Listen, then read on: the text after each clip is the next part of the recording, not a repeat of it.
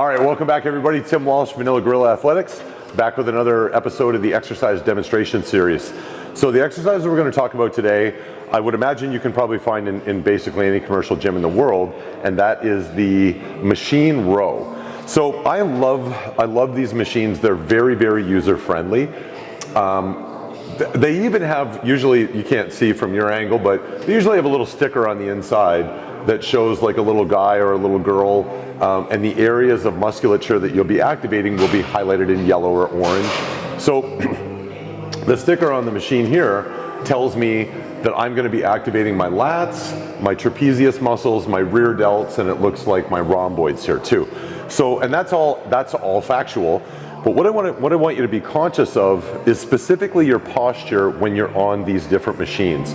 So what's really important is to be aware of your scapula, and what tends to happen, especially seems to be with newer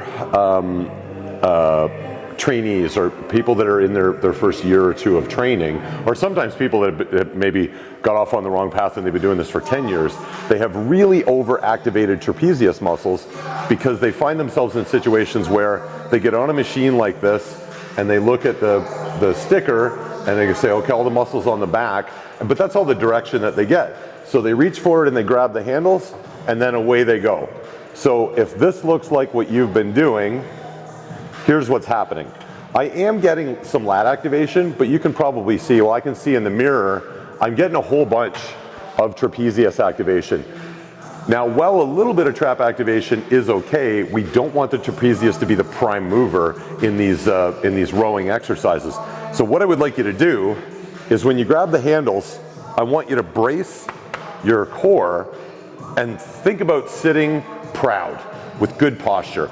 So my chest is up, my scapula is set down and back, and my goal is going to be, with a good firm grip on the handles, I'm going to pull through my elbows. So I'm getting great lat activation, great mid-back activation. There's a little tiny bit of tension in my trapezius, and that's fine.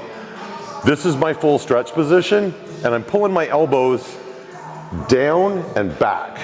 So if there was a string tied to my right elbow to my hip, I'd be pulling that string, keeping the elbow down low and driving straight back.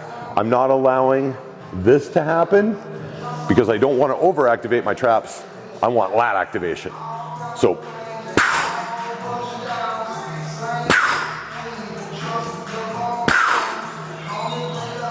and ideally I'm going to use a load. If I'm doing straight sets of say 10 or 12 reps, I want to pick a load that when I get to my rep goal, let's say it's 10 reps, I want to for my work sets, I want to have chosen a load that the 10th rep is getting very, very challenging to do with really, really good form. And what is important, especially if you're following my programming, the way my programming is written, it's pretty clear. So this generally doesn't happen with my clients because I make my expectations very, very clear with them. But if you're following programming that you got off the internet, or if you've written out programming for yourself, or seen where it says like machine row 3 sets of 10, this is really important. Even if your form is perfect, if you do 3 sets of 10 repetitions, and on all of the sets, you probably could have done 12 or 13, it's important that you understand you have not created need for change. Your training needs to be intense enough that the body says, okay, I was able to get through that, but it was not a walk in the park. If I was stronger, that wouldn't have been as taxing. And that's what creates need for change. So if you're doing, say, 3 work sets of 10 reps, all 3 of them, but especially the third one, the finish of it should look like this level of exertion. If this is my 10th rep, and I can barely get it and really hang on to it with good form, now I'm asking the body to do something it wasn't fully prepared to do, and it's going to come back stronger for me next time. So just let that be a guiding light in your training. If your trainer or the program that you bought says 3 sets of 10, if it's 3 sets of 10 and you probably could have done 12 or 13 reps, and then you just move on to the next exercise, the only benefit you're getting out of that is the minimal calorie expenditure. That's not the level of intensity that stimulates muscle growth. So when you want to grow, you train hard. Not like a lunatic, not unsafely, safe form, great execution, but hard, hard, hard. That's how you do it. So as is generally the case with these exercise demonstration videos, what we like to do is show you the right way to do the exercise, and then generally 1 or 2 variations that you can make to increase the intensity, but still make it very, very safe and something that you can still do if you don't have a training partner. So the first variation that I'm going to show you, it's a slight increase in intensity. This would be maybe sort of something that you might want to try first. Once you get to the point where you're ready to go beyond, say maybe 3 work sets of 10, and you maybe want to add in a set or a variation of execution to make things a little bit more intense, but not crazy, crazy intense yet.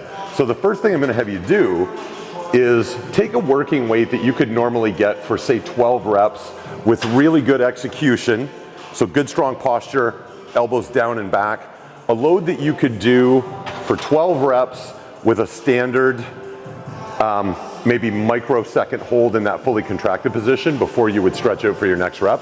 And what I want you to do is just increase the amount of time under tension by holding your contraction for, let's say, a 2 count on every repetition, and see if you can still get 12 full reps with the 2 count contraction. You may find that you can't, and that's great. If you run out of gas at maybe 10 or 11 reps with that same load, because you were holding the contraction, that elevated time under tension gives more and more muscle fibers an opportunity to get involved and become exhausted by the work.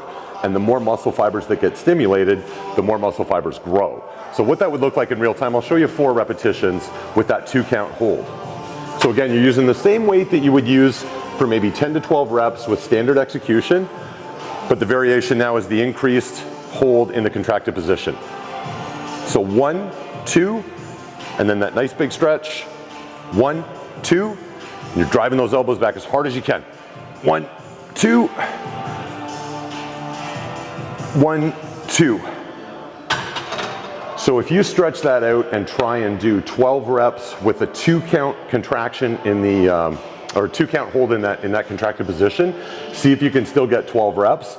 If you can, you probably should be going a little bit heavier on your straight sets, but that's a great way to find out, like, how hard am I really working? So that's the first variation on rowing exercises like this that I would recommend personally to a client when it's time to start dialing up the intensity. The next one, the next sort of card that I like to play is the drop set. I'm a big fan of drop sets for rowing motions, especially on these machines, because it's super duper safe. So let's pick up where we left off. Let's say if you were a client of mine and my programming said 3 work sets of 10 reps and then a drop set, probably what you would do, your 3rd work set, you do your 10th rep. If you had maybe 1 or 2 reps in the tank, you would either keep that load or maybe make a slight increase, maybe go to 110. And what you would do is go to absolute failure, and then you would make a load reduction of about 15, maybe 20% tops, and then with no break, you would go right back into it and go to absolute failure again. So I'll show you what that would look like in real time.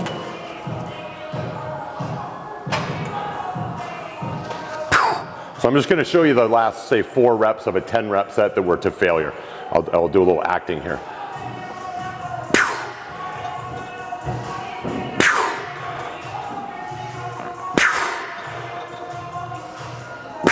So let's say I'm out of gas on that 10th rep. I'm going to do an immediate load reduction of about 20% and then get right back in there.